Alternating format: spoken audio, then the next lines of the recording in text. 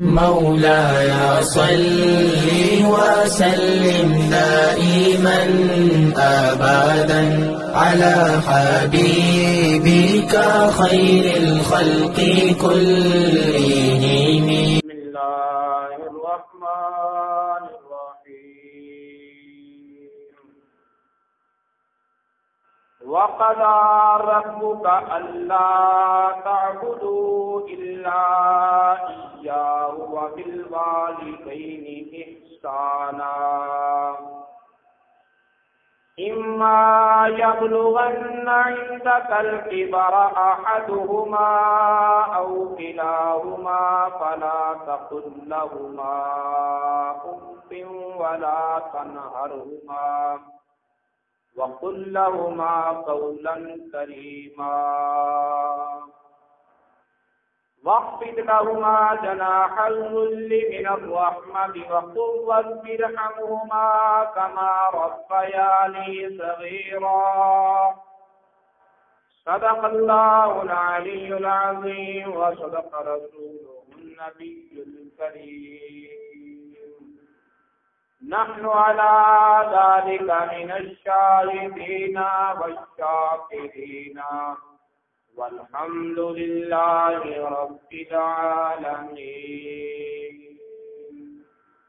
قال الله تبارك وتعالى في القرآن المجيد والفرقان الحميد في شان حبيب الرحمن الرحيم.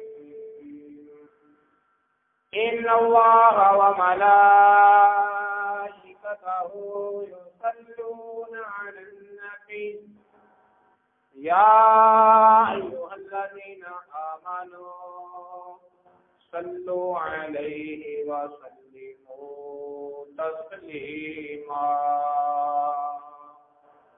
الصلاة والسلام عليك يا سيدي يا رسول الله وعلى آلك وأصحابك يا رحمة للعالمين.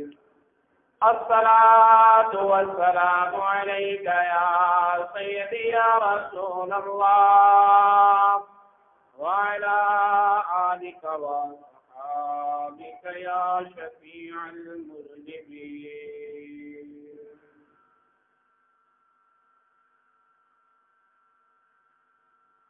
اے تاجدار بدوہا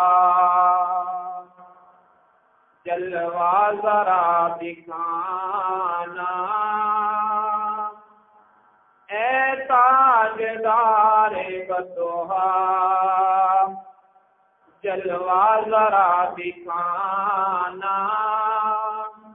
اجڑے ہوئے چمن میں بن کر بہار آنا. اجڑے ہوئے چمن میں بن کر بہار آنا. اے تاجدار بدوہا جلوہ ذرا دکھانا. ہم ہیں برے خدارا رکھ لینا لاج آقا. ہم ہیں برے خدارا رکھ لینا لاج آقا. کوٹے ہاں یا محمد کوٹوں سے بھی نبھانا. اجڑے ہوئے چمن میں بن کر بہار آنا. یہ آرزو ہے دل کی جب جان تن سے نکلے. یہ آرزو ہے دل کی جب جان تن سے نکلے.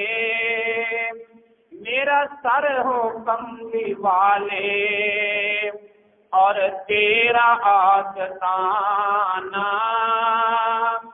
میرا سر ہو کملی والے اور تیرا آستانہ، اے تاجدار فتوحا جلوہ ذرا دکھانا، محشر میں جب فریقی جائے خدا کے آگے، محشر میں جب فریقی جائے خدا کے آگے، اس وقت کملی والے کملی میں آ چھپانا، اس وقت کملی والے کملی میں آ چھپانا، اے تاجدار فتوحا جلوہ ذرا دکھانا، اجڑے ہوئے چمن میں بن کر بہار آنا، اے تاجدار فتوحا۔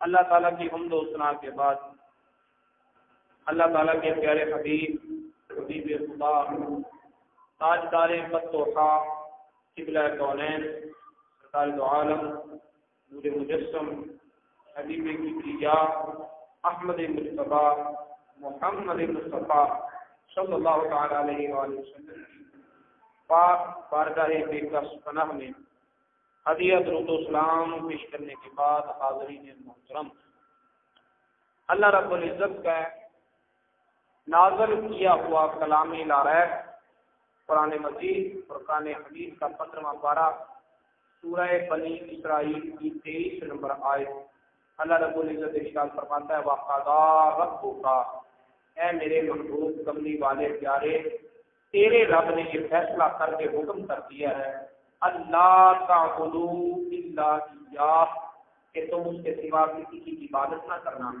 وَبِالْوَالِدَيْنِ احسانا، اور یہ بھی حکم ساتھ ہی سن لو کہ اپنے والدین کے ساتھ اچھا سلوک کیا کرو۔ اللہ رب العزت نے مخاطب اپنے محبوب کو دیا ہے اور حکم اپنی عبادت کا دیا ہے، اپنی عبادت کا حکم دے کر پھر اپنی عبادت کے ساتھ جس حکم کو ملایا ہے وہ والدین کے ساتھ اچھا سلوک کرنا۔ اگر ہم اپنے معاشرے کے اطراف و اکناف اور اپنے ماحول پر نظر ڈالتے ہیں تو بڑے افسوسناک مناظر ہمیں دیکھنے کو ملتے ہیں۔ نبی پاک صلی اللہ علیہ وسلم کی بارگاہ میں حضرت جبریل امین ایک انسان کی شکل میں آئے۔ حدیث جبریل کے نام سے یہ حدیث بہت معروف ہے اور بخاری شریف میں سب سے پہلے نمبر پر اسی حدیث کو ذکر کیا گیا ہے۔ پوچھا یا رسول اللہ مل ایمان، ایمان کیا ہے؟ مل اسلام، اسلام کیا ہے؟ مل احسان، احسان کیا ہے؟ سارے سوالوں کے جوابات پاتے پاتے پھر فرمایا یا رسول اللہ متی الساعہ، قیامت کب آئے گی؟ میرے کملی والے محبوب نے فرمایا جبریل تو بھی جانتا ہے میں بھی جانتا ہوں، اللہ کا یہ مراد ہے جو لوگوں پر ظاہر کرنے والا نہیں ہے، اس لیے جتنا تجھے پتا ہے اتنا مجھے بھی پتا ہے، علاوہ کوئی بات پوچھ۔ تو فرمایا عرض کی یا رسول اللہ قیامت کا وقت نہیں بتلاتے، تو چلو یہ بتلا دو کہ قیامت کے قریب نشانیاں کیا ہیں، ان نشانیوں کو دیکھ کر پتہ چل جائے کہ اب قیامت بڑی قریب آ گئی ہے۔ وہ جو نشانیاں نبی پاک صلی اللہ علیہ وسلم نے بتلائی تھی ان میں ایک نشانی یہ بھی تھی کہ عورت اپنے مالک کو جنم دے گی، عورت اپنے مالک کو بولو جنم دے گی، مطلب یہ کہ پیدا ہونے والی اولاد اپنے ماں باپ کو نوکر سمجھے گی اور اپنے آپ کو مالک سمجھے گی۔ اگر ہم اپنے گرد و نواح پر نظر دوڑائیں تو یہ قیامت کی نشانی ہمیں ہر طرف نظر آ رہی ہے کہ پیدا ہونے والے اپنے ماں باپ کے بچے اور اولاد تاتے اور خدمت گزار ہونے کی بجائے انہیں اپنا نوکر سمجھتے ہیں اور اپنے حق کا مطالبہ کرتے ہیں، ہمیں ہمارا حق دیا جائے، اور یہ نہیں دیکھتے کہ ہمارا کوئی فرض بھی ہے یا نہیں، اپنے فرض کو نہیں دیکھتے۔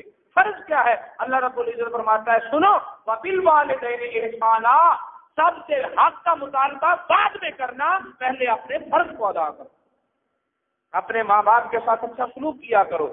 اما یبلغن عندک الکبر احدہما او کلاہما، اگر تیری زندگی میں، تیری موجودگی میں، تیرے ہوتے ہوئے ماں باپ دونوں یا دونوں میں سے کوئی ایک بوڑھا ہو جائے، کمزور ہو جائے، فلا تقل لہما اف، تو پھر تیری زبان پر اف بھی نہ آئے، تیری زبان پر اف بھی نہ آئے، کوئی ایسا کلمہ، کوئی ایسا لفظ، کوئی ایسا جملہ، کوئی ایسا طرز، کوئی ایسا عمل تیرے ہاتھ سے، تیرے پاؤں سے، تیرے ابروؤں کے اشاروں سے بھی کوئی ایسا کام نہ ہو جس سے تیرے ماں باپ کا دل دکھے، جس سے تیرے ماں باپ کا دل دکھے۔ زبان پر اف نہ آئے، ہاتھوں سے بھی اف نہ ہو، آنکھوں سے بھی اف نہ ہو، کانوں سے اف نہ ہو۔ وہ اگر تجھے کچھ بتلانا چاہیں ان کی بات توجہ سے سن، اگر وہ تجھ سے سننا چاہیں تو انہیں اپنے معاملات سے پوری طرح آگاہ کر، جو وہ چاہے وہ کر۔ اور فرمایا سنو ولا تنہرہما، انہیں جھڑکنا نہیں، اپنے ماں باپ کو جھڑکنا نہیں، درستی سے نہیں بولنا، اپنے لہجے میں مٹھاس لانی ہے، پھر ماں باپ سے بات کرنی، کڑوے لہجے میں بات نہیں کرنی، ترش لہجے میں بات نہیں کرنی، تلخ لہجے میں بات نہیں کرنی، بلکہ پہلے اپنے لہجے میں مٹھاس بھرو، پھر اپنے ماں باپ کے ساتھ بات کرو۔ وَقُلْ لَهُمَا قَوْلًا كَرِيمًا، اور جملہ ایسا شائستہ ہو کہ جسے سن کر ماں باپ کا دل باغ باغ ہو جائے، کانٹے دار خاردار نہ ہو جائے۔ وَاخْفِضْ لَهُمَا جَنَاحَ الذُّلِّ، اور ان کے لیے نرمی کے پر بچھا دے، ان کے لیے اپنی نرمی کے پر بچھا دے۔ یا اللہ تو نے ہمیں پر دیے تو نہیں، دیے تو بازو ہیں، دیے تو بازو ہیں، تو بازوؤں کے لیے، ہاتھوں کے لیے لفظ عربی ڈکشنری میں لفظ موجود ہے، واخفض لہما ید الذل، نرمی کے بازو پھیلا دو۔ لفظ ید موجود ہے لیکن وہ نہیں بولا، فرمایا جناح پر بچھاؤ۔ یا اللہ پر تو نہیں ہے، بازو ہیں، پر کہاں سے لائیں؟ فرمایا اشارہ سمجھو، تیرے بازو میں اور جانور پرندے کے پر میں فرق کیا ہے؟ تیرے بازو میں گوشت ہے، گوشت کے نیچے ہڈی ہے، ہڈی سخت ہوتی ہے۔ پرندے کے پر میں ہڈی نہیں ہوتی بلکہ بال ہوتے ہیں، نرمی ہوتی ہے۔ تجھے کہا یہ جا رہا ہے کہ اپنے بازوؤں کو، اپنے ماں باپ کو اپنے بازوؤں سے سہارا دے، اتنی نرمی سے دے کہ تیرے بازوؤں کی ہڈی کی سختی بھی ماں باپ کو محسوس نہ ہو۔ ایسا پیار دے اپنے ماں باپ کو، ایسی عزت دے اپنے ماں باپ کو۔ جناح الذل، ذل کا معنی عاجزی، انکساری، ذل کا معنی ذلت، ذلت سے ہے ذل۔ ہمیں ماں باپ کے سامنے اکڑنے سے عزت نہیں ملتی، ماں باپ کے سامنے جھکنے والے کو عزت ملتی ہے، ماں باپ کے سامنے عاجزی کرنے والے کو عزت ملتی ہے، ماں باپ کے سامنے خادم بننے سے عزت ملتی ہے۔ ماں باپ کا خادم بنے گا تو دنیا والوں کا حاکم بنے گا، اگر ماں باپ کا حاکم بنے گا تو دنیا والوں کے سامنے ذلت اور رسوائی اٹھائے گا۔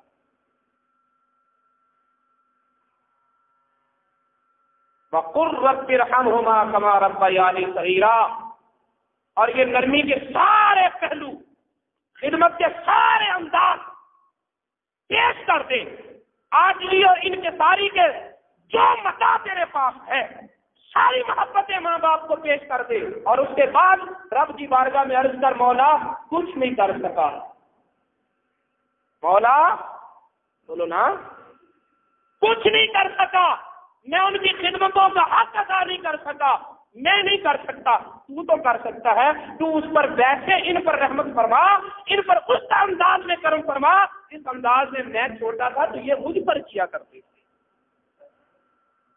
جس انداز میں یہ مجھ پر کیا کرتے تھے۔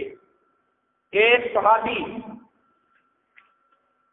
حضرت سلیمان بن بریدہ اپنے باپ سے روایت کرتے ہیں، فرماتے ایک شخص اپنی ماں کو کندھوں پہ اٹھا کر خانہ کعبہ کا طواف کرا رہا تھا، اپنی ماں کو کندھوں پہ اٹھا کر خانہ کعبہ کا طواف کرا رہا تھا۔ نبی پاک صلی اللہ علیہ وسلم طواف فرما رہے تھے، بارگاہ میں حاضر ہو کر عرض کی، یا رسول اللہ کیا میں نے اپنی ماں کا حق ادا کر دیا؟ کندھوں پہ اٹھا کر اپنی ماں کو طواف کرا رہا ہوں، میں نے اپنی ماں کا حق ادا کر دیا؟ نبی پاک صلی اللہ علیہ وسلم نے فرمایا ایک مرتبہ تیری ماں نے تیری طرف جو مسکرا کر دیکھا، اندازہ کر کتنی مرتبہ مسکرا کر دیکھا۔ ماں جب اپنے بیٹے کو دیکھتی ہے تو کتنی مرتبہ دن میں مسکرا کے دیکھتی ہے، زندگی میں کتنی بار مسکرا کر دیکھا ہوگا؟ فرمایا پوری زندگی میں تو نے اپنی ماں کی ایک مسکراہٹ کا حق بھی ادا نہیں کیا، تو کہتا ہے ماں کا حق ادا کر۔ ماں نے جو تیری طرف مسکرا کے دیکھا تو وہ لبوں پر جو مسکراہٹ تھی، اس مسکراہٹ کے پیچھے جو محبت کے جذبات پوشیدہ تھے، اس مسکراہٹ کے پیچھے دعائیں جو پوشیدہ تھی، اس مسکراہٹ کے پیچھے نیک خواہشات جو مخفی تھی، اس ایک مسکراہٹ کے پیچھے تیری جتنی صلاحیاں وہ دل میں رکھتی تھی، تو نے تو ایک مسکراہٹ کا حق ادا نہیں کیا، تو کہتا ہے ماں کا حق ادا کر دیا۔ میرے دوستوں کتنے افسوس کی بات ہے جب اولاد سر اٹھا کے ماں باپ کو کہتی ہے ہمارا حق ہمیں دو، ہمارا حق ہے، بولو نا، بات بنتی ہمارا حق، اور حق نہیں ہے کچھ بھی، سارا فرض ہی فرض ہے۔ اپنا فرض تو ادا کر، اپنی ذمہ داری تو ادا کر۔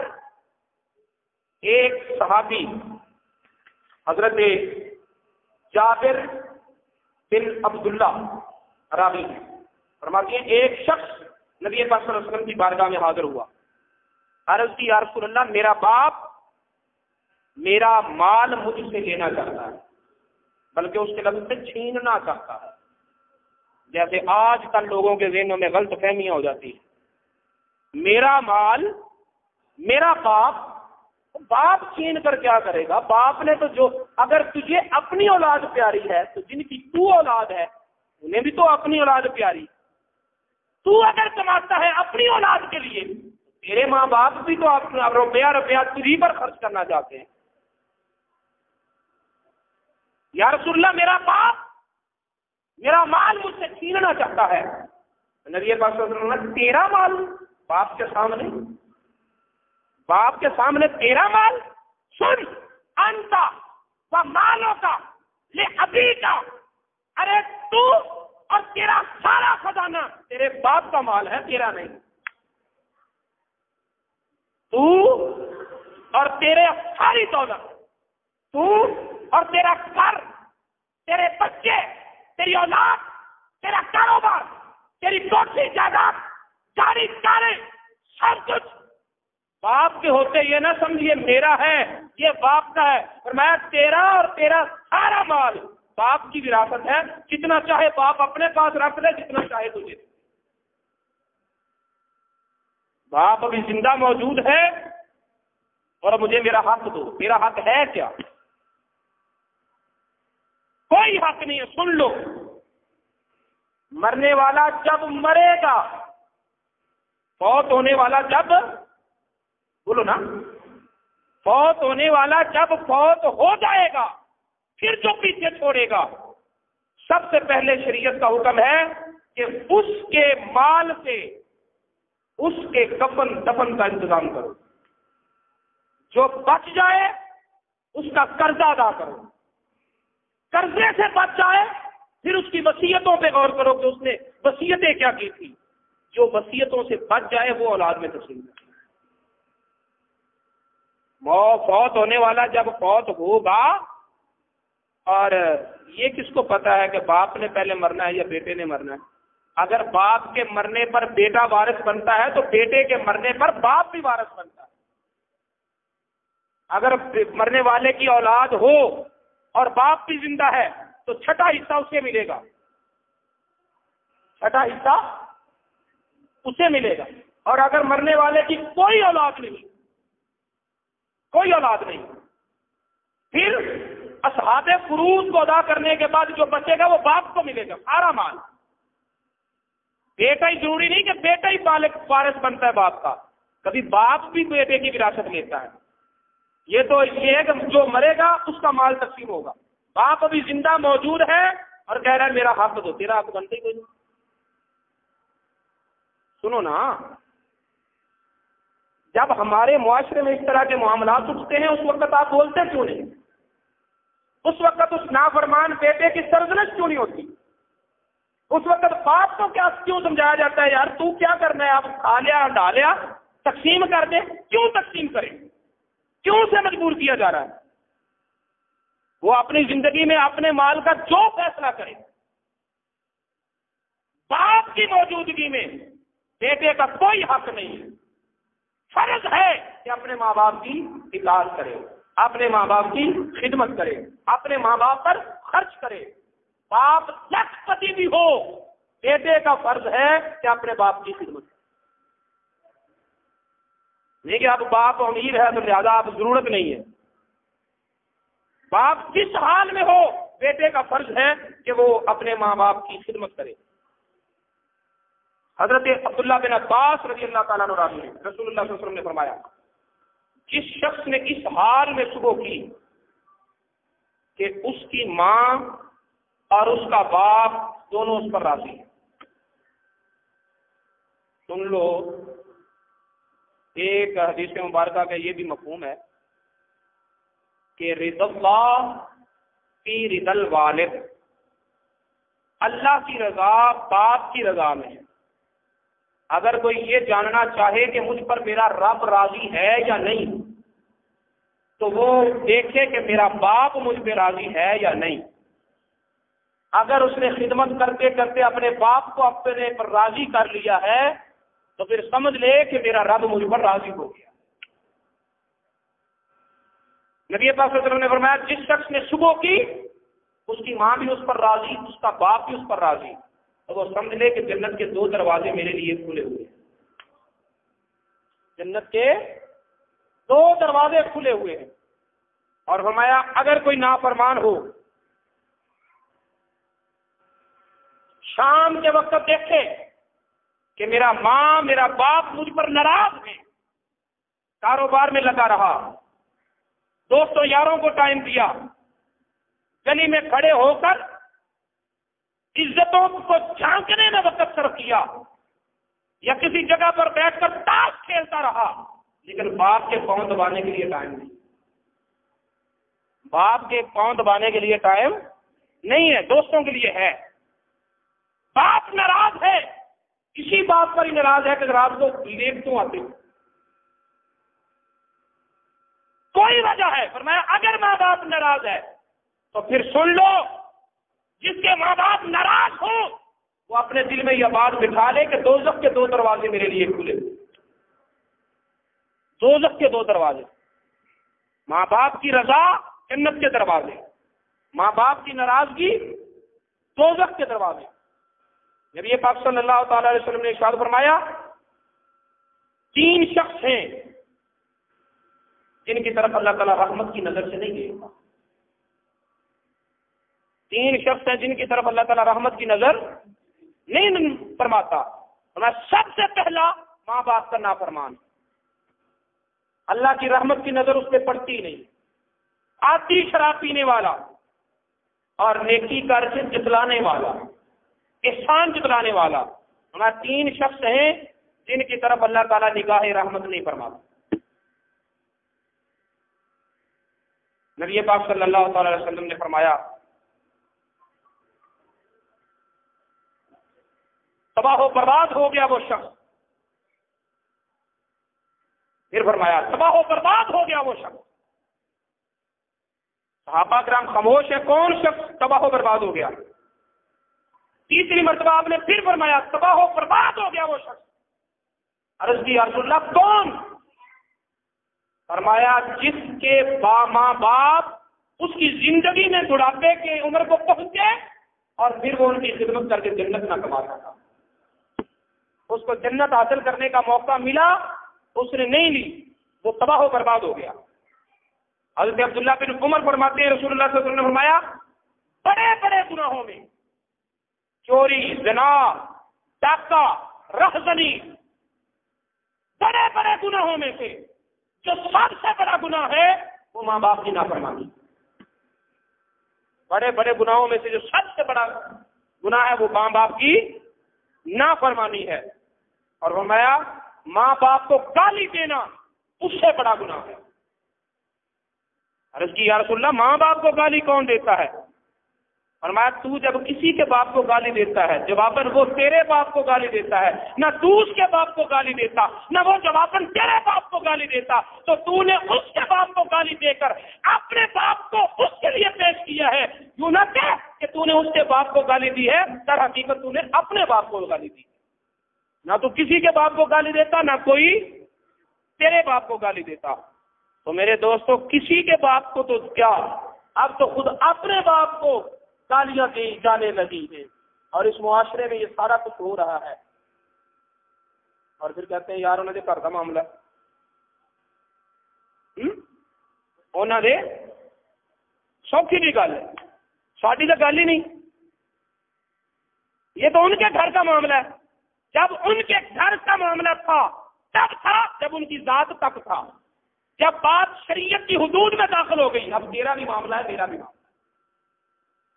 جب بات شریعت کی حدود میں داخل ہو گئی، تم دیکھ رہے ہو کہ اللہ رب العزت نے ماں باپ کی فرما برداری کا کہا ہے، وہ بچہ ہے اپنے باپ کی گستاخی کر رہا ہے، یہ نہ دیکھ کہ وہ اپنے باپ کی گستاخی کر رہا ہے، یہ بھی تو دیکھ کہ جس نبی کا تو نے کلمہ پڑھ رہا ہے اس نبی کے قانون کو توڑ رہا ہے، اس نبی کے شریعت کی حدود کو پلانگ رہا ہے.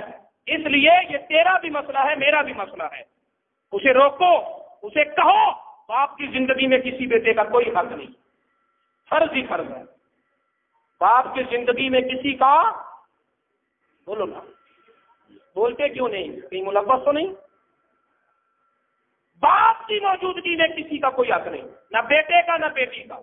جب وہ فوت ہو جائے گا پھر پہلے اس کا قرض ادا کرو، پھر اس کی وصیتیں پوری کرو تہائی مال سے، جو بچ جائے گا وہ تقسیم کرنا ترکے کے طور پر. جب تک باپ کی ایک سانس بھی زندہ ہے تب تک تیرا کوئی حق نہیں ہے. فرض ہی فرض ہے، فرض ہی فرض ہے کہ اس کی خدمت کرو. اللہ رب العزت کی بارگاہ میں دعا ہے کہ وہ ہمیں اپنے ماں باپ کو راضی رکھنے اور ماں باپ کی خدمت کرتے ہوئے اپنے رب کو راضی کر لینے کی توفیق عطا فرمائے. وما علینا الا البلاغ. مولاي صل وسلم دائما أبدا على حبيبك خير الخلق كلهم.